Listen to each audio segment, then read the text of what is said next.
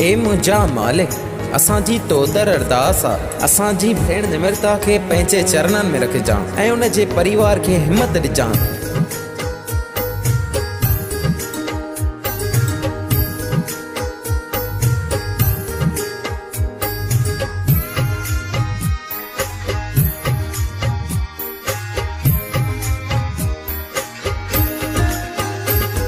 सारी सिंध जी लालण अरदास कबूले कजा, सारी सिंध जी लालण अरदास कबूले कजा, न्याणी निमरता खे पंहिंजे चरणनि में लाल रखे जा।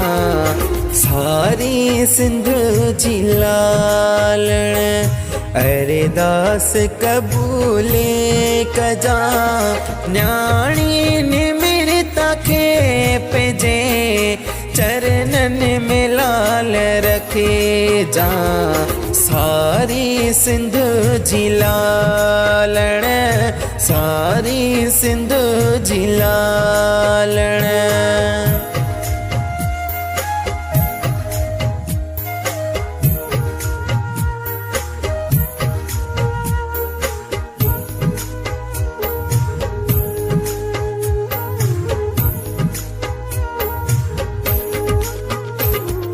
न्याणी वेचारी सां तेड़े ज़ुल्म थियो त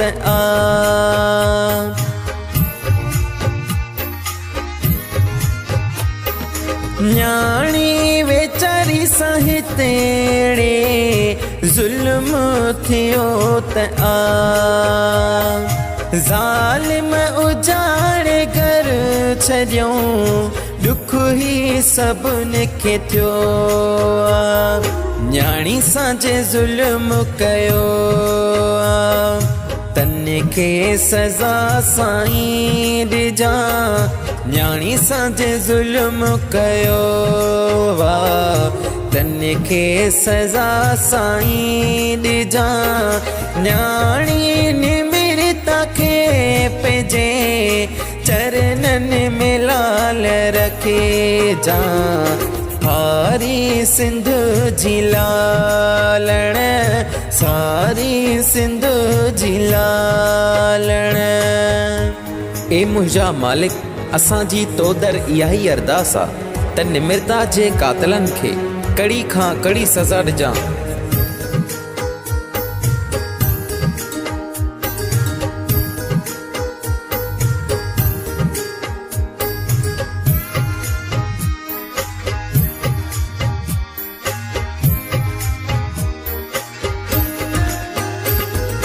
शहजादी हुई घर जी, ख्याल अमर जो रखंदी हुई। शहजादी हुई घर जी, ख्याल अमर जो रखंदी हुई।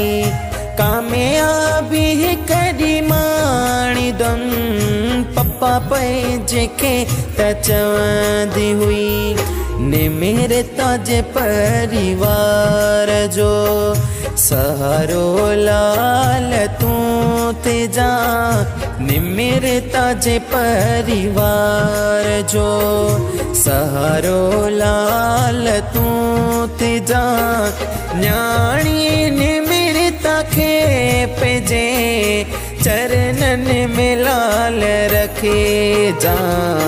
सारी सिंध जी लालण, सारी सिंध जी लालण।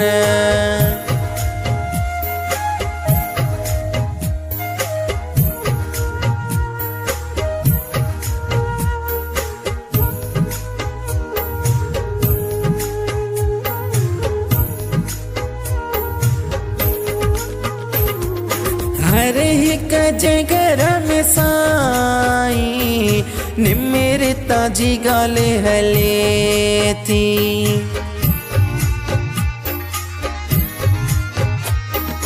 हर हिक जे घर में साईं निमिरता जी ॻाल्हि हले थी। तस्वीर ॾिसी रोए दिल जंहिं में निमिरता खिले थी। सतीश मोलाई चवे न्याणी खे छांव पंहिंजीअ में रखे जा। सतीश मोलाई चवे न्याणी खे छांव पंहिंजीअ में रखे जा।